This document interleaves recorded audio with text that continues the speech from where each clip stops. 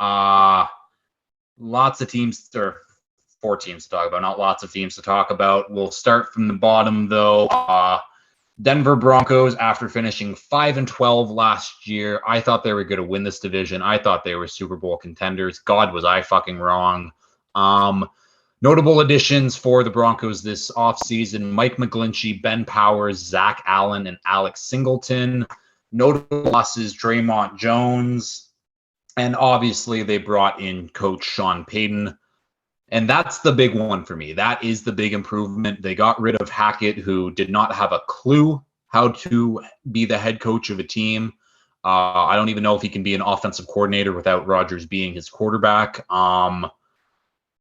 I think Sean Payton is a big difference maker. It seems like he says he's going to fix Russell Wilson. And all I think that means is we're going to run the ball, and Russ, you just hit the spots that we tell you to, just like Pete Carroll was doing in Seattle.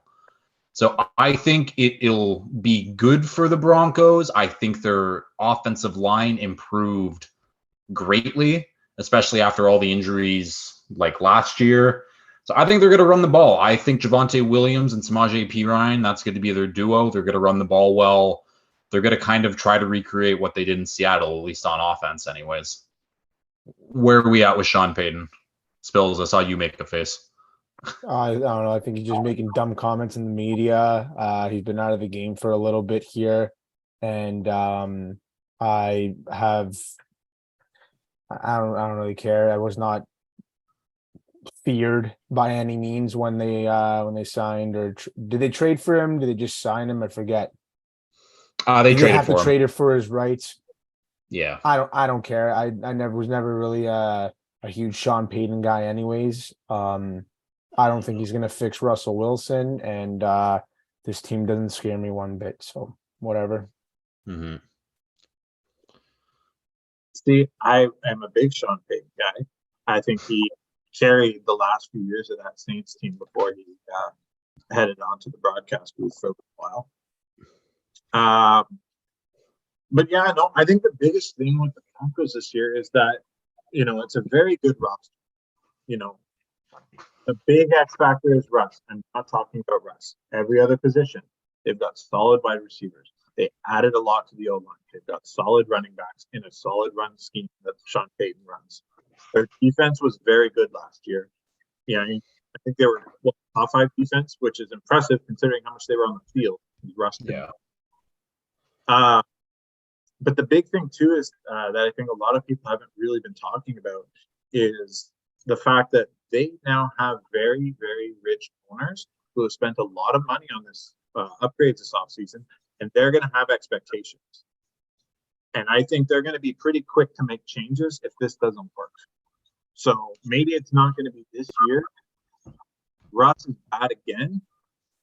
What is Russ's contract to the freaking Waltons? They're going to find a way to do that deal, pay off whatever they need to pay, and move the team in the right direction. And like I said, the only concern I have, and it's probably the biggest quarterback concern in the league, is Russell Wilson. Yeah. I mean, fuck. If the Broncos cut Russell Wilson, that's going to be like the new Bobby Bonilla contract, where they're just going to be paying him out for the next 25 years, $1 million every year. The Waltons will have made that money back half an hour later after they have to pay out that. That is very, very fair. Yeah, and I mean, you talked about the defense. Like, I'm trying to remember what the stats were from last year, but I think it's like if the Broncos scored like 17 points in all of their games, they would have been like 9-8 or 8-9 or something stupid like that. They would have been an 11-win team if they had 18 points per game. Yeah, exactly. And they were 5-12. That shows, again, and I don't expect the defense to continue what it was doing, obviously, with their defensive coordinator, Ejiro Evero, moving on to the Panthers. Vance Joseph is back now as the Broncos defensive coordinator. He used to be their head coach, but it's still a good defense. I still like the defense. I still think this is a good team. Sucks that Tim Patrick is now out for the season again. Because I literally have in the weapons are healthy. Like, good job, Broncos. And Tim Patrick has to ruin that one. But yeah, I guess let's talk about the bad, because I don't like the bad is Russell Wilson. The bad is what version of Russ are we going to get? Is it going to be what we saw last year, who was one of the worst quarterbacks in the league, or are we going to get kind of those last few years of the Seahawks Russ, where he was still a good quarterback, but you could tell that it was not the same from those prime Seahawk Russ years? I think it's a cooked product. Russell Wilson, I think he's going to be benched after the first 8 weeks, and they're going to be just moving on, trying to get a good draft position. That's kind of where I'm at with this team. I don't think Sean Payton has any sort of a leash for Russell Wilson. Cam also said it too. I don't think the owners give a damn either. If it starts off poorly, what's Jarrett Stidham playing to them? It doesn't matter. They need to move on to next year and then get out of that contract. And there's Ben DiNucci, third string quarterback. Watch out. Who's DiNucci? Yeah. They not a quarterback like Jarrett Stidham to back up somebody that has experience playing NFL games. Yeah. Yeah. And then I just wanted to chuck in. I know I like to personally complain about injuries a lot and what happens with the Chargers, but Denver has a very bad history of injuries. They got smoked with injuries last year, and they've already started getting injured this year.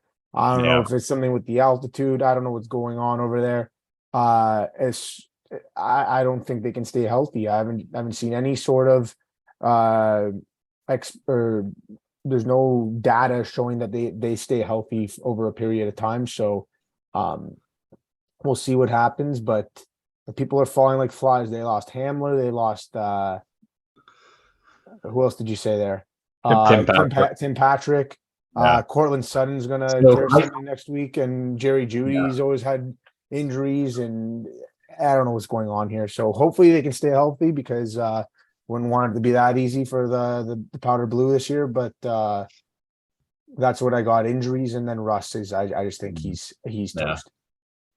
I will be clipping out that part of you saying, the injuries, man, they kill them. They drop like flies every year. I don't know what it is. And then it's just going to be every Chargers injury from this year. It'll be like, I don't get it. And then Joe Bosa out 6 weeks. Next guy up, Derwin James. Josh Palmer actually got hurt today. No, of course he did. Oh, yeah. They don't know the extent of the injury yet, but I had to go for a walk at work. At the end of the day with the Broncos, they're kind of like the freaking Texas Longhorns for the NFL. I got to see it to believe it if I'm going to actually buy into the hype this year. That's fair. Floor and ceiling. I have my floor as they're hovering around 500, which means 9 and 8, 8 and 9. As their floor? Around 500. So that's 7 to 9 wins in that range. I think this is again, they were 5-12 last year, and if they would score 18 points in every game, they would have 11 wins and would have made the playoffs. Okay. I don't think 7 wins as a floor is that crazy for them. Their ceiling, I think this can be a playoff team. I think a lot of things would have to happen with the other AFC teams for that to become a reality. Russell Wilson would need to play very well, but who knows? I think there's a big range of how good / bad the Broncos can be. I'll let you guys to go with your floor and ceiling now. I'll throw a little 2 cents in here, Tom, and then I'll let you go. My floor was probably 5 or 6 wins for them, similar to kind of what they were last year, because I think last year was their floor, and like they did not achieve anything close to what they were supposed to. Their ceiling, it's kind of like that. If Russ is good, I think they'll be in the division race with the other 2 top teams in this division. They won't win it, but they'll push that pace, I think, to keep things up, keep everybody competitive until December. Yeah, that's fair. Ceiling, 500 team. If they get to 9 wins, that's because Russell Wilson doesn't fall off the cliff. and plays the best that he possibly can. And Sean Payton gets the best out of his players, but they're just simply not good enough to squeak into the playoffs. They'll continue playing tight games in the division because they always do. This division just likes to play each other tough, regardless of who it is, regardless as to who's on the team. It's always tough games. And then again, their floor is top 10 pick. I don't think they'll be bad enough to be a top 5 pick. But I got them at 7 and 10 right now. So maybe I sounded a lot more down on them than that projection was, but that's what I got for them right now. They'll win some games that you don't expect them to win. They'll lose some games you don't expect them to lose, and then they'll be tough within the division. So I just don't think Russ will be good enough to get them back to where they expect to be. I think that's very fair. We will move on to the next team now, the Las Vegas Raiders, who finished 6-11 last year. The Derek Carr, Devontae Adams experiment did not go well. The two former teammates did not do anything. I mean, Adams had an unreal season. Derek Carr is just terrible. Notable additions for the Raiders this year: Jimmy G, Jacoby Myers, Marcus Epps, and Jerry Tillery. Notable losses: Derek Carr, Darren Waller, Rock Ya-Sin, Clelin Ferrell, and Foster Moreau. I'll also add to the notable additions, they did sign Marcus Peters recently. Yeah. Let's talk about the good. Devontae Adams and Max Crosby exist and are on this team. Yeah. What else is there? I put the star players is the good. Josh Jacobs, I would be very, very, very cautious with Josh Jacobs this year in fantasy. They gave him someone chucked out a stat. Was it? I don't know if it was you, Jason, but I heard it on some sort of podcast. There wasn't a second player on the Raiders last year that had 100 rushing yards. Let me check that right now, because it would have been Zamir White, and I don't think he only had 70 yards last year. Derek Carr with 102 yards. They didn't have another running back or receiver that had 100 rushing yards. Josh Jacobs, they put everything into Josh Jacobs last year. He played in the Hall of Fame game last year. I think he's going to be worn out. He doesn't have a contract. He's not going to get a contract, and I don't think he cares. No. When this team starts sliding right out the gate, there'll be some fugazi stuff going on in the background about fake injuries and holding out for himself and whatnot. Be very cautious with Jacobs. Still think he's a very, very, very good talent and great running back who actually finished in the top 12, 11 for the players voted list, which is great honors for him because he was a stud last year. Max Crosby, again, stud player, and Tay, but other than that, but nothing to look forward to other than I think being in Vegas. You guys are forgetting that the Las Vegas Raiders have finally added a winning quarterback to their organization. Wait till we get to the bad. Fuck it. Chew is here. He'd be telling you the Raiders are making the playoffs. So, forget the playoffs. I think he has them winning the division. That man is insane. I'm not going to go too deep into it. I love Jimmy for everything he did in San Francisco. I'm excited to see him get an opportunity where he's not surrounded by greatness to see what he truly is. Because I think this is kind of going to be one of those first years that, if he has a good year this year, he has a real chance to change the whole narrative around his brand. So I think that's fair. So yeah, yeah. And we've been shitting on the offense a little bit, but it's like Jimmy G, solid quarterback. Josh Jacobs was one of the best running backs in football last year. Devontae Adams, top 5 receiver in football. And then they follow that up with Jacoby Myers, who I like quite a bit. I think he's better than Juju. I think the Pats should have kept Jacoby Myers instead of Juju, whatever. And then they still have Hunter Renfrow in that slot, who is a roster bubble. He looks like he's apparently. I know a lot of teams that would happily take Hunter Renfrow immediately, but they got pieces. I'm not expecting much, and I think the big things for Jimmy G too is he's back with Josh McDaniels, who was obviously his offensive coordinator when he was with the Patriots, so he probably has some familiarity with that system. Yeah, and I guess let's just start talking about the bad. Speaking of that head coach, I think he fucking sucks. I think like we're all both. other Patriots assistant coaches and coordinators. What? This is easily going to be the first coach dismissed this year. Easily. No, just because they can't pay 2 coaches on a buyout because fucking what's his face? Gruden. Mark Davis is cash poor.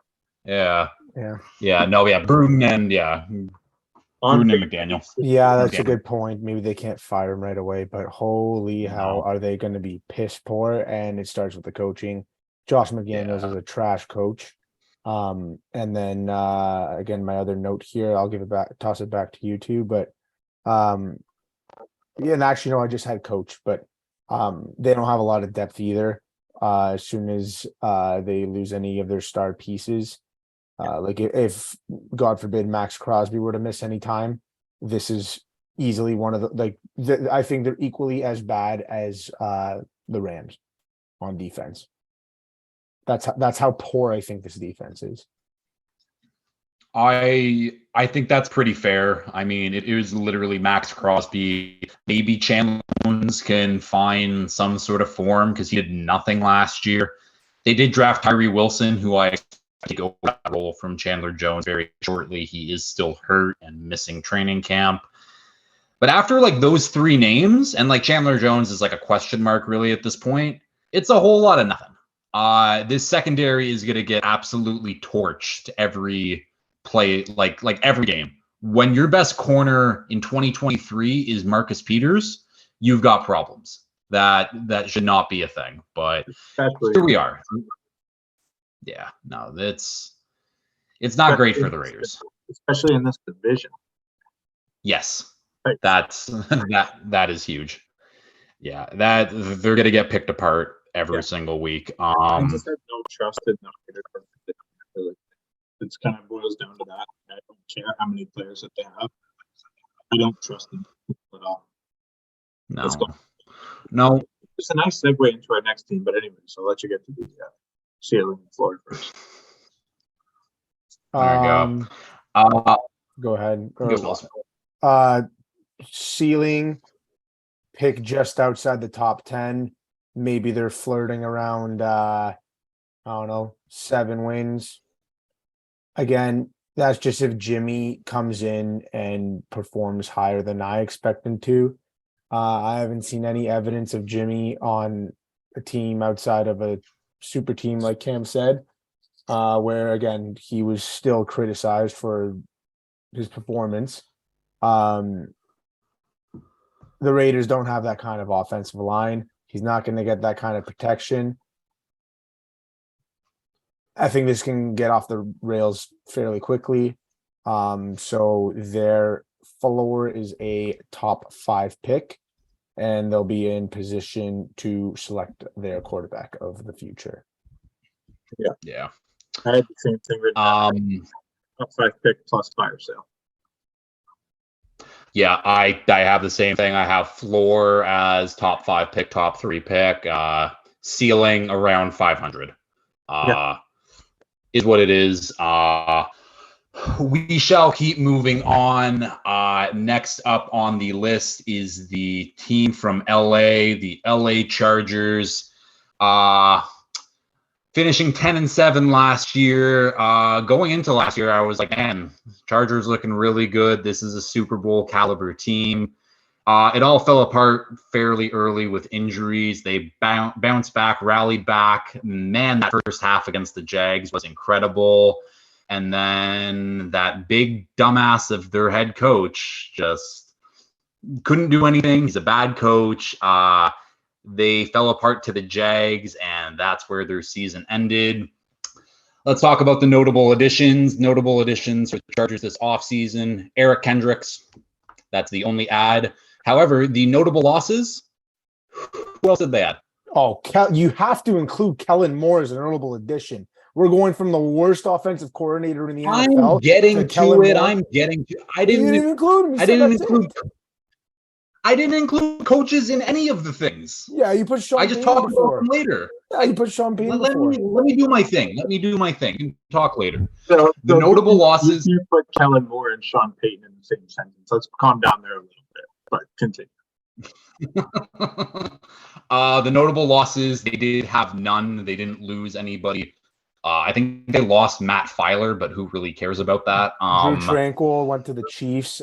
He was actually relatively good last year as a linebacker. So, but again.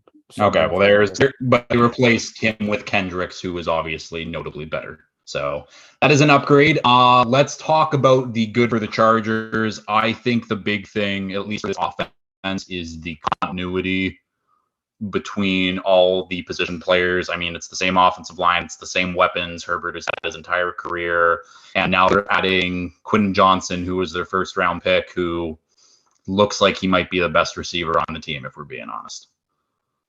Can I say a quick thing, and then I'm just going to probably go make a drink and let you guys talk? Sure. No. I want you chime in. No problem.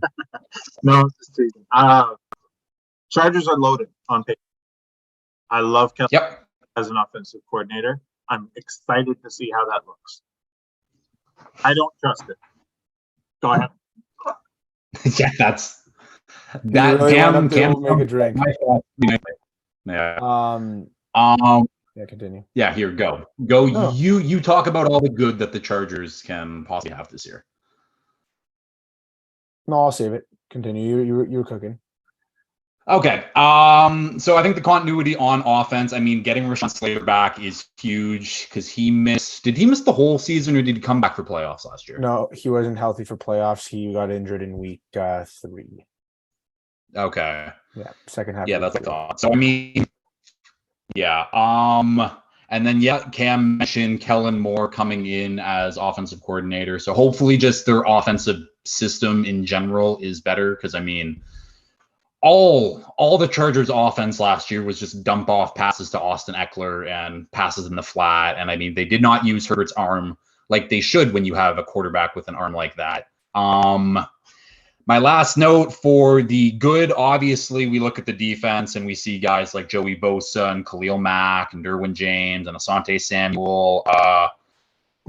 J.C. Jackson, is that still a guy who has any note in that's got the thing? Because you're on Chargers training camp notice more than I am. Spillz. He's practicing. In is pads. Anyone talking about J.C.?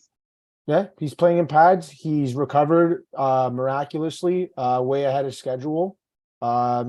He hasn't missed a beat. He's been playing well, as per all reports. So, the only, when we talk about the bat, I'll get there in a second. But no, it sounded like he's looking pretty good, and he's worked really hard to get back. I think he understands that he was a huge disappointment last year, and he's taken a lot of self-responsibility, saying this team's invested a lot in me.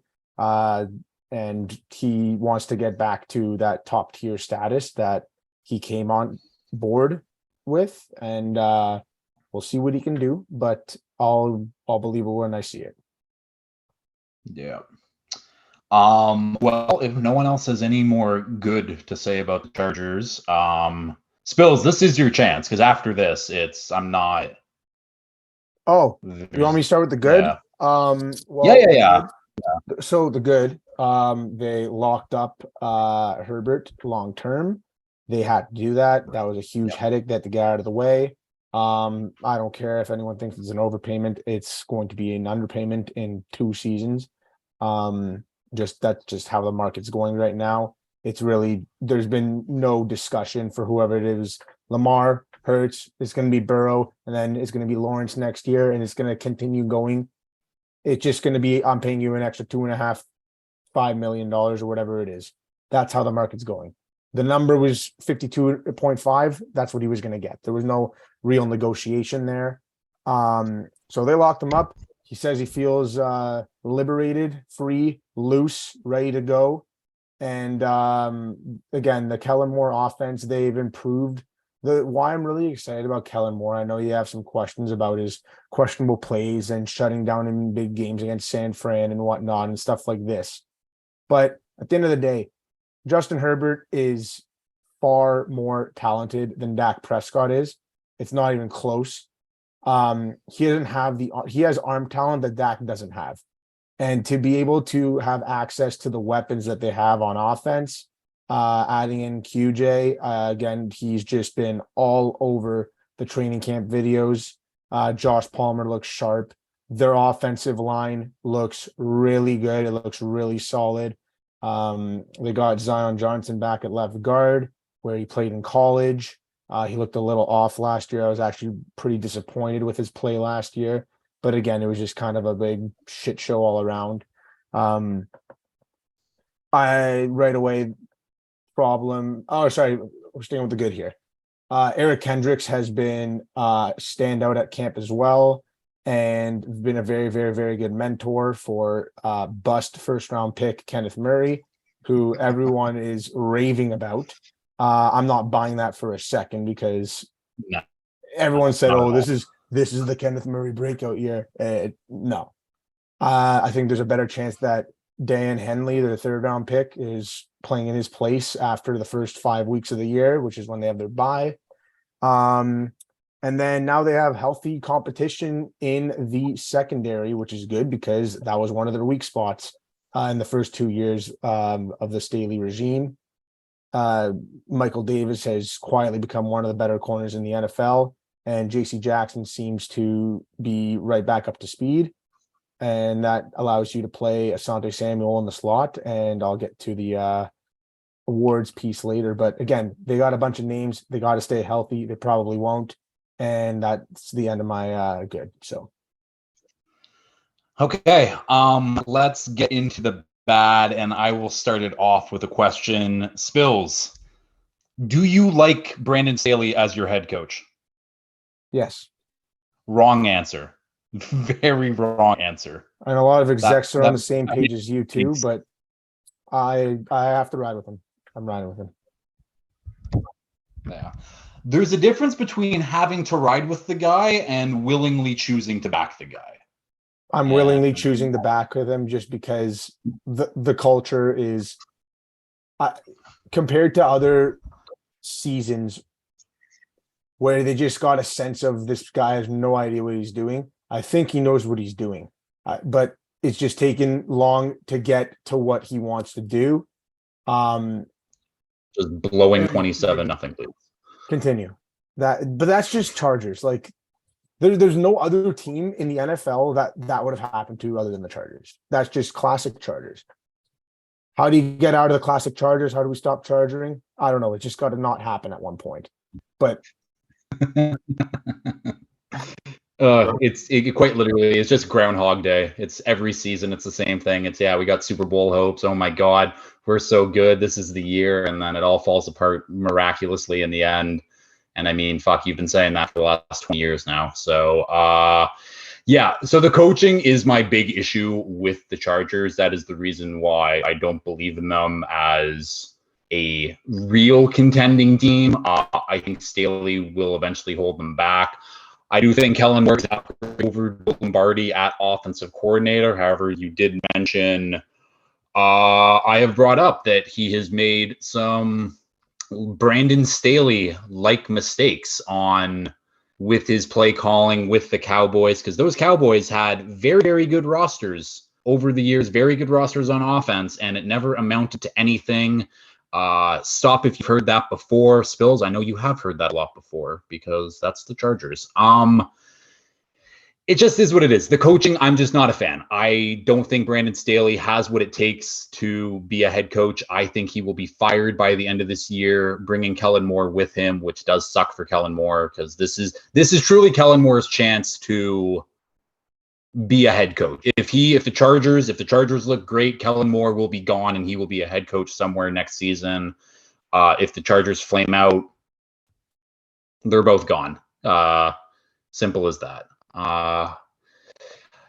Other bad thing, we've talked about it a bit, the medical staff and the training staff, not great. Not great, has not been great for ever. So, again, I don't even know how that gets fixed. I'm hoping that doctor that punctured Tyrod Taylor's lungs a few years ago is out of the organization. He is. Yeah, yeah. Their trenches depth is a huge issue. You look at the teams that have a lot of success and go a long way. They are very deep in the trenches. As soon as both, it's hard to do anything when both your tackles go out. But again, their swing tackles Foster Sarah right now. This guy is atrocious, has no business being on a football field, and Trey Pipkins is already battling an injury. So if Foster Sarah has to be anchoring on the right side, you're already at a deficit right at the get-go. And then in the defensive line, I was going to say earlier, they're just getting beat up on the inside of their D-line again. So they haven't been able to stop the run. Their issue has been the run defense, the toughness in the middle. If they can't keep anyone healthy and have any people step up in the middle of that defensive line, the run game is going to be an issue again. They're going to get run over, and they're going to give up a lot of points, regardless of how good or their explosive play prevention and their secondary might be. It doesn't matter when you're just getting pounded down the middle. So that's my concerns right now is their trench depth. I would want them to add some veterans. There's people out there that they can add. They have some money. And then one more thing, there's still some veteran running backs. I know Zeke's played here before. I don't know how much money he wants. They seem to like Josh Kelly and Isaiah Spiller. But again, I don't really know what they can do when push comes to shove. I'd rather have a guy that has more miles under his belt and has experience in the league to pair up with Eckler than it be leaning on Josh Kelly and Isaiah Spiller. So I would push for a Zeke signing, but I know that won't happen. But just throwing it out there. Yeah, I think that's very fair. I mean, especially with like that defensive line depth. I feel like with Chargers, you just have to talk about injuries and guys like Joey Bosa and Khalil Mack. I think Khalil Mack more just kind of the older age side of anything. Joey Bosa has been a Band-Aid for most of his career. But like if those guys get hurt, that defense does start to fall apart. That is a big issue because, I mean, those two guys are still very, very good when they are on the field. It's just they got to be on the field. My one last bad point here, Justin Herbert has no dog, and simple as that. There's no validity to that statement. He played an entire season with broken ribs. He has plenty of dog. Plenty of dog. And then they single-handedly willed the team to the playoffs last year against all odds. And didn't get it done in the playoff game, but again, that's his first playoff game, so I'm not going to hold that against him. They learned a lot. They've grown as a team, and they'll be back to lay down the law this year. So, ceiling, floor, or Cam, you got any more weaknesses to mention here? I mean, no, you guys kind of covered a lot of it. My big thing with the Chargers, we've spoken about this a lot. You're almost a victim of how good the AFC really is. Because it's like, I think Justin Herbert is a top 6, top 7 quarterback. He's in that range, maybe just outside the top 5, right around the number 5 spot. But when 4 guys of that top 6 ahead of him are in the AFC, it's like looking at it saying, what chance does someone like a Kirk Cousins or a Geno Smith have of winning the NFC? You know what I mean? Like, he's got to overcome 3 or 4 guys who are better.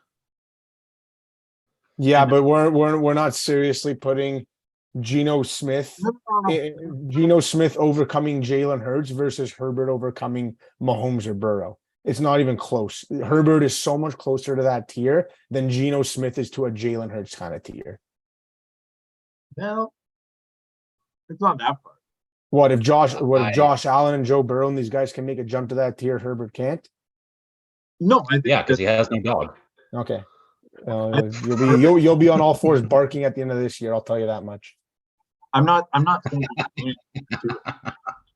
Anything is possible. And like I actually have as my ceiling here is I think you guys can win this division if everything clicks.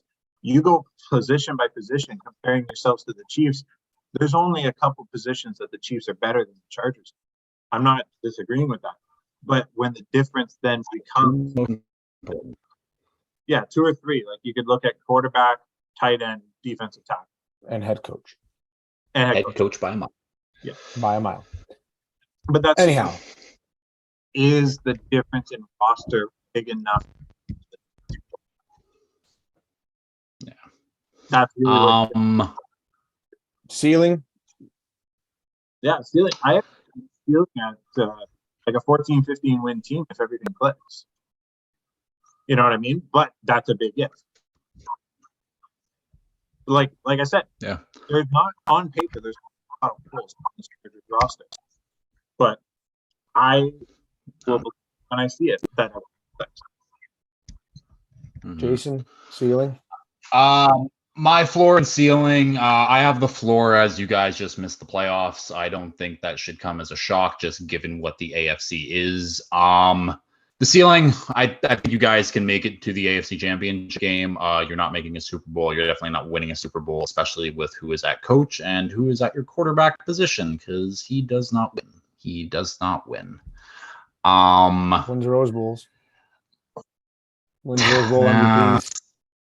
Yep. Keep talking about fucking college accolades there. Yes, sir. That He always wins, works out well. wins Rookie of the Year. Wins just about every offensive stat you can want. Ranks about first in about every offensive stat you want in your first 3 years of your career. Not last year. Not enough for you. Yeah, well, it's hard to play with broken ribs. Tough. And how many playoff wins is it? After this year, he'll have 3. No. So ceiling, Predict- Super Bowl champions. I think this is the year that they get it done. Everything's gonna Florida. click. Sky's the limit. They just gotta keep it together and not lose to themselves. They always lose to themselves. It's always a mental battle with charging. They got to get over the hump of just the charging piece. And if there's ever a year they have everyone, it's this year. It's all in. You got to go because they're gonna have to make some tough decisions next off season with money being pushed back with restructures. They're not gonna have the same kind of caliber of team. They have to get it done now. So I really hope they can go in and add a couple of veteran pieces and make a push here and see what they can do. And then the floor, I think just if they get held back for obvious reasons such as injuries and beating themselves and potentially the coaching and potentially injuries, they'll still be a wild card team. They're far too talented. I understand the AFC is very tough, but they're just far too strong. And as long as Herbert's playing quarterback, there's nothing that can happen that will have them miss the playoffs. Impossible. Yeah, I put bubble team. But like I would say bubble team, but if I were to put my thing, I'd have you guys in. But like at that point, you're talking about probably 5 or 6 teams around that 9-10 to the tiebreakers going on. Yeah. But I personally would have you guys in as a wild card as my official prediction, and that's purely because of Mahomes. Yeah, and let's just get right into the Chiefs talk.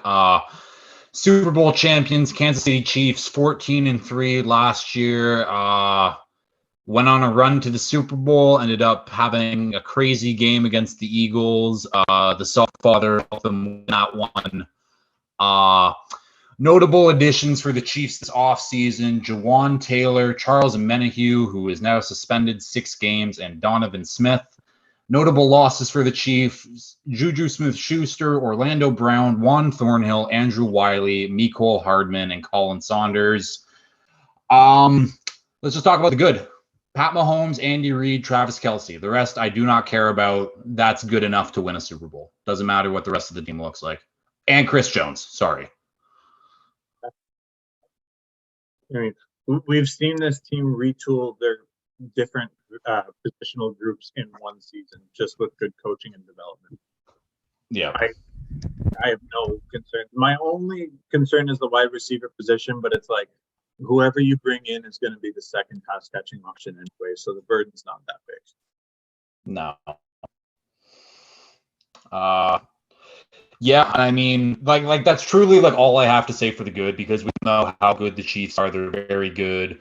So I think let's just start talking about the concerns we have about the Chiefs coming into the season. Cam, you just mentioned they don't have a wide receiver one. I think Kadarius Toney is penciled in at that wide receiver one spot. Obviously, they got Marquez Valdes-Scantling. They drafted Sky Moore last year. Drafted Rashee Rice this year. They signed Richie already. James, and yeah. And here comes Justin Ross, who has been the training camp darling, highlights everywhere. If he becomes an actual thing, if he's like 80% of what he was at Clemson, what he was in college, He's gonna be a very damn good receiver, especially in that team. Yep. Yeah. So, and I mean, like, just looking at the other guys, like Kadarius Toney's, he's a band-aid, but like when he gets the ball in his hands, he is explosive. He's MVS special. is a vertical deep threat. Sky Moore hasn't really done much, but I mean, like, they drafted him high for a reason. They drafted him ahead of George Pickens for some reason. And yeah, and I mean, if we're still talking about the question marks, like the question marks. All they do is develop their players, though. They have the best offensive coaching staff in the league. And then again, Veach has a very good track record as of recent with finding darts all over the place in the draft. And I don't really think it matters who their wide receiver one is.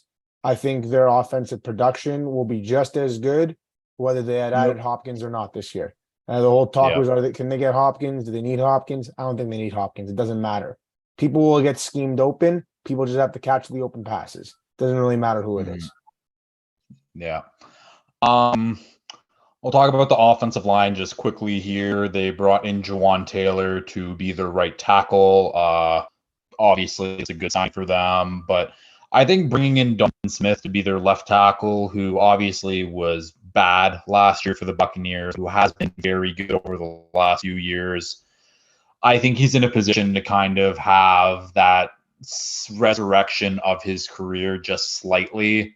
Like if you're looking at Andrew Wiley compared to Donovan Smith, like I think it's fairly comparable. I don't think Wiley is that much better, especially given what Donovan Smith has done in the past anyways. I genuinely don't know the answer to this question. I know Donovan Smith got a shitload of penalties last year, but like the reps he didn't get penalties, was he also bad? Or was it just bad because of the penalties? I genuinely don't know. I think that offensive line was just bad in general last year, and then he just kind of got picked on. Because didn't Wirfs also get hurt yeah, at some point in the season? It was just a wash situation. Definitely think he can bounce back. I don't think he's like totally cooked. But I think it's pretty comparable, like you said. Yeah, Wiley, Smith, it's the same caliber of player that they're replacing there. And then Jawan Taylor is going to be an anchor, obviously, at right tackle. There's zero concerns there. Yeah.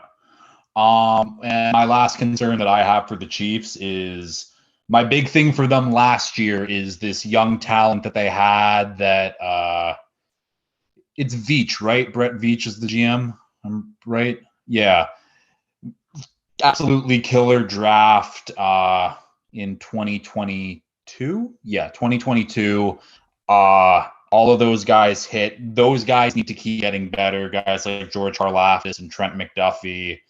And then the guys that they brought in this year, I mean, they drafted Felix Anaduki-Ozoma, who it will be starting for them at their other edge position because Charles Omenihu is suspended for the first 6 games for being a dumbass. I really like the linebackers, Willie Gay, Nick Bolton, your boy Drew Tranquil Spillz. Like the Chiefs' defense is low-key pretty nice. Like if McDuffie does take the next step and he becomes like not a top 10 corner, but if he becomes like a top 20 corner, Chiefs defense will be pretty stingy anyways. Maybe not top 10, but they'll be solid. No, they'll be good, definitely good enough to make sure that they're competitive even in games. And this is what I had as a weakness, actually, is just boredom. I think they're Fair. they're that good of a team where it's hard again. Maybe they're really different, and I'm just not believing it yet. But it's hard to be laser focused, dialed, locked in for all these years back to back to back to back to back, coming off a Super Bowl again too. It's hard to stay focused. So can they get caught off guard in some games? They did last year. They lost to the Colts. And again, it didn't really matter at the end of the day. But there's opportunities like that on their schedule this year where I think they just are not laser focused. They can there's enough talent in the NFL that can catch them by surprise. So that's what I had for one more weakness there for them. Just wanted to throw that in. That's a good last one. I'm going to keep us moving just because we're almost coming up to 2 hours recording. Yeah, we are. Yeah, this is going to be a long one. So let's just get straight into the floor and ceiling because we all know the Chiefs are a fucking good team. The floor is a playoff team. If they don't make the playoffs, that would be absolutely insane. Ceiling, obviously Super Bowl. Yeah, Simple Super enough. Bowl and wild card. That's exactly what I had. They can maybe get caught in the division, but again, I would say unlikely just considering their track record. Again, all the starters have to align, but I'm probably just on an island with that one where I think they will be a wild card team. And if anyone says otherwise, there's no issue with that. Every previous year backs your way if you think it's going to be the Chiefs again. So they'll be in the playoffs and they'll be a tough out because they have a really good coach. That's about it. Yeah. And the best quarterback in the league. Up for discussion. Yeah, I mean, the only thing I'd say different is I'd probably have the floor as like the number 5 seed because I think they'll be the best division winner if the Chargers click. Yeah, you can add that asterisk in for sure. They'll be a 5 seed or they'll be the 1 seed. Yep. Yeah, well, that's the easy answer. Okay, let's get to the division awards, starting out with breakout player. Talked about him a bit already. I had Kadarius Toney in this slot a couple hours ago, and then I was like, you know what?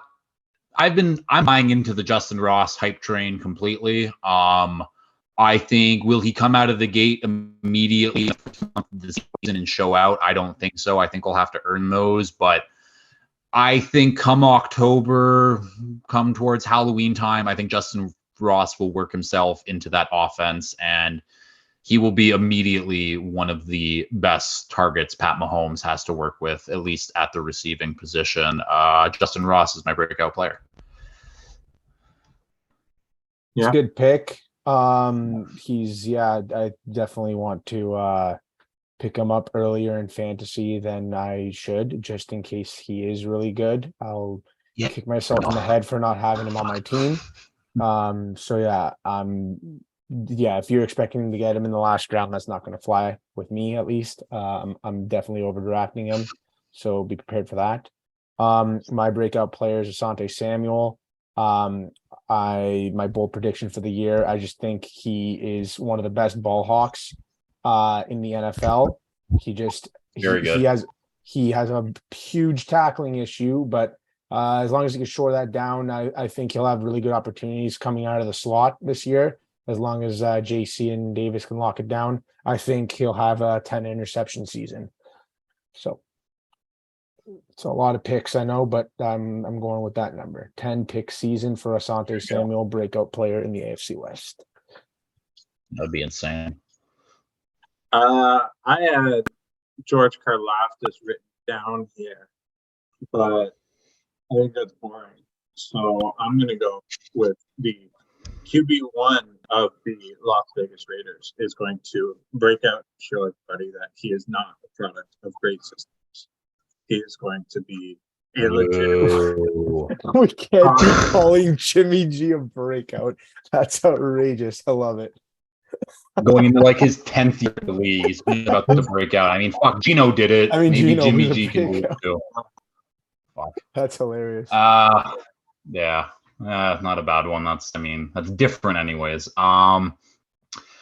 Offensive Rookie of the Year, there's clearly only one choice. He plays for the Chargers, went to TCU, had a great season. They got blown out in that national championship game. It is quarterback Max Duggan. I am expecting Justin Herbert to get injured at some point this year. Max Duggan is going to take that job, never look back. We saw what he did when he took over the reins at TCU. I don't know. Maybe he can have a Brock Purdy run. Max Duggan, this guy's the offensive rookie. QB3. He's not even going to make the roster. Jason, does Max Duggan have that dog in him? No, yeah, he Max lost by Duggan. 60 points in the national championship game. He doesn't have dogs. Did you see that? Did you watch his I think it was the Big 12 championship game where he just kept running down the field because he was unconscious. He has a dog. Justin Herbert, he will not do that.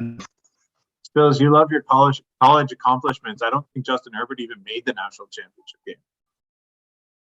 He was being held back by coaching. Oh, okay. I'm surprised you didn't. I mean, well, I guess you used Justin Ross as a breakout, but he technically would have qualified as a rookie. No. Does it? Why? He didn't play last year? No. That's not how it works NFL-wise, though. Like, it's literally just rookies this year. It doesn't matter if you didn't play last year at all. Oh, that's true. Mahomes wasn't a rookie in his year. Yeah. Okay. Like, it's not like an NHL or an NBA type thing. Yeah. Okay. Well, I know that's not your official pick. Your official pick is probably QJ. Yeah. And it's going to be QJ as long as he can continue to get opportunities and just shore up on his drop issue. Because, again, we're seeing all the highlight reel plays, but the beat reporters are still complaining about routine drops. So the drops are still a problem. Because Herbert's 100 miles per hour, 5 feet away. Everyone else is catching them, so just got to go to the jug machine and continue to build that rapport. But Kellen Moore is going to find a lot of good opportunities to get him in space and get him downfield. And I think he can creep close to 1,000 yards this season, which would be miraculous considering all the mouths they have to feed on that team. Well, I was going to say, I mean, he's going to get opportunities when Keenan Allen inevitably goes down in week 5 and Mike Williams goes down in week 6, and then he's your wide receiver 1. Yeah. And then Josh Palmer's already out, and then we're bringing Michael Bandy back to fumble a jet sweep in the first half of the game. Yeah, sounds all right. Bet on QJ to win the offensive rookie of the year. Nothing crazy. I think. Yeah, I don't think I mentioned it when we were talking about the Chargers, but I do think that at the end of this year, Quentin Johnson will be your number 1 receiver after this year. I think Keenan Allen's going to regress. I think Mike Will is, and I think QJ has a chance to be Herbert's true number 1 guy. Cam, did you give your offensive rookie, or is it also QJ? I'm assuming it is. QJ's the obvious pick. I didn't know he was already hurt, but I put Rashee Rice there just because of the opportunity in that Chiefs wide receiver room. But we think the same thing last year about Sky Moore, and that didn't really pan out. So we'll see. Rookies is so much about especially when you're narrowing it down by division. Defense rookie of the year, Raiders edge, Tyree Wilson. Again, I think he's going to take that job from Chandler Jones at some point. It's not a matter of if, it's a matter of when. Tyree Wilson, defense rookie of the year. Yep, same. I have him there as default. I couldn't just clean sweep it with the Chargers. I also don't want to pick anyone on the Chargers because that would mean that one of the big names is going down with injury, and it would have to be spectacular as a result. So out of good hope and prosper, we're going to leave the Chargers out. Although I would have suggested Tuli Pelotu, the 2nd round pick from USC. It's been getting a lot of good rave at camp out of the edge position, but let's hope that Bosa and Mac can stay healthy and get their 3-4 sacks a week. So we'll see. Okay. Offensive player of the year, I'm going with Travis Kelce. I don't think I really have to say much. It would have been between him or Devontae Adams. I think Devontae Adams will probably have a worse season just because he doesn't have like his college best friend throwing him the ball anymore. He's got the best looking quarterback in football, but doesn't amount to much. So Travis Kelce, Offensive Player of the Year. Yeah, I agree. I think Kelce hasn't won it yet in his career, and I think this is going to be the year that the media gives him his flowers. Like that. I think Keenan Allen's going to break the receptions record this year. I think he's going to have 150 receptions. He looks crisp. In 10 games? He looks crisp. He looks healthy. And he's getting put all over the field, outside, inside. I think there's just going to be a lot of opportunity to thrive in the offense. As much as I rave about Mike Williams, I think he's going to take the biggest step back production wise, just because I think QJ is going to get a lot of opportunities, but Keenan Allen's going to be a target machine, and he's going to eat up a lot of targets that went to Austin Eckler formerly last year, just naturally as a part of the offense. So I think I'm going Keenan Allen, 150 receptions, and that's happening. So Offensive Player of the Year, Keenan Allen. I don't even want to address that, Jason. Okay. What's the record? 144? Is it Michael Thomas? Yeah, it's Somewhere Thomas around there. But Yeah, it is. Did Jefferson get even close last year? I don't think so. No. 140, 150. He was close for the yard, wasn't close for receptions. 150. Defensive Player of the Year, going back to the Raiders, Max Crosby. I think Max Crosby is probably one of the most underrated edge players, just because he is the only good player on that Raiders defense. He gets all the attention, doesn't matter. He still gets all the pressures. Sack numbers don't really show up for him. That's what happens when you get double and triple teamed every single play. So Max Crosby, Defensive Player of the Year. I agree with everything you said. My only thing is I feel like usually the Defensive Player of the Year goes to a player on a good team more often than not, and I don't know if they're going to give it to someone on a bad team. So I'm going to say, for a very similar reason I said Travis Kelce, I'm going to go with Chris Jones. I think he's going to get his legacy Defensive Player of the Year for this division, and that'll be that. Yeah, Chris Jones is I think he's overtaken Aaron Donald for the top defensive lineman, right? In fact, interior defensive line in the NFL, and I got him for this award too. Not picking a Charger here, although I'd have loved to ride with Derwin, but this is Chris Jones' award to lose. I don't know what's going to happen with this holdout situation since they've already announced that they don't plan on making him the highest paid defensive tackle, which to me is crazy. But we'll see what happens with him. I mean, yeah, that's a good pick. I think I probably just forgot about him. MVP.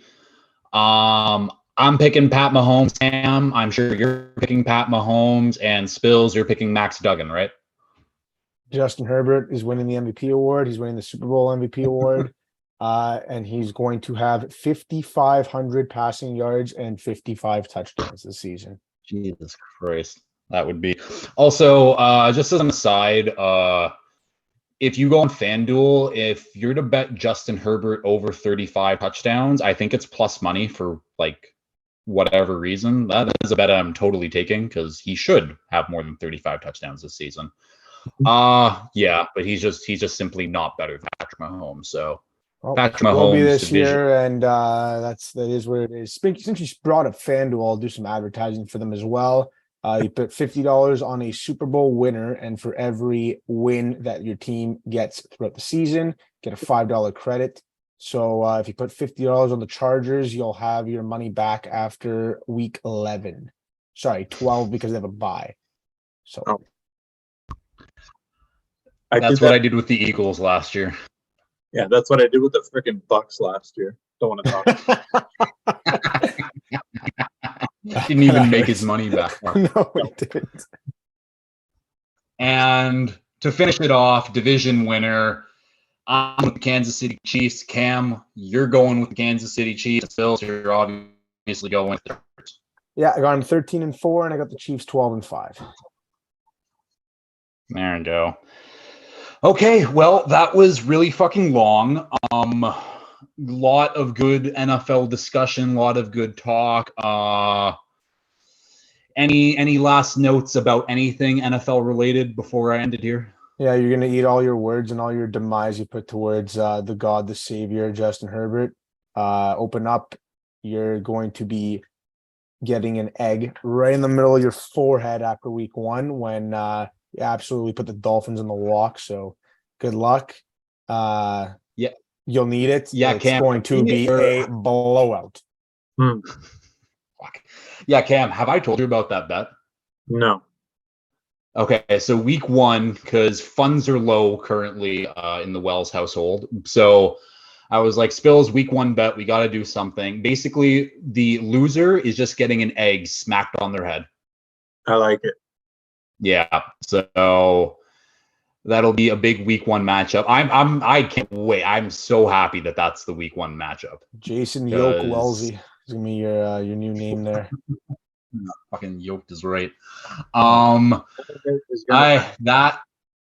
Brock Purdy's leading us to the end of the season this year. Let's go, baby. I mean, he hasn't lost yet, so okay. Let's end it here. This was a very long episode. Thank you guys for both doing this. I really appreciate it. Recording early too. If you've liked this, please like, share, retweet, subscribe, all that fun stuff. And until next time, peace.